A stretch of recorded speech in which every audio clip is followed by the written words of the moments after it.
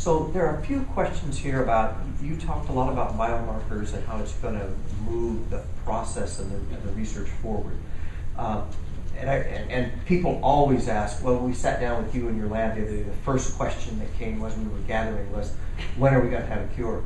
And it's, you know, the thing we'd all love to know, and I don't expect you to answer that question per se, but imagine, and you know the work better than any of us, how do you, what do you think modifying treatments are going to look like? What do you talk a little bit about that?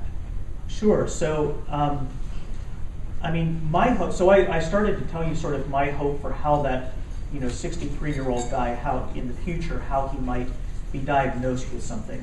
My hope in the future is that you come in, you have a clinic visit, you complain about some very subtle, mild problems, or maybe even you don't have any problems, but your mom and your dad have dementia, and you're just worried about it in yourself. And the doctors order this imaging test and these other biomarker tests, and come back to you and say, well, here's, it looks like you've got a great likelihood of going on to get Alzheimer's disease one day. Here's the vaccine, or here's the medicine that you can start taking now, and this will help to prevent that disease from ever taking hold. That's the future that I hope for. Not quite there yet, but I think that's where the research is heading. Yeah.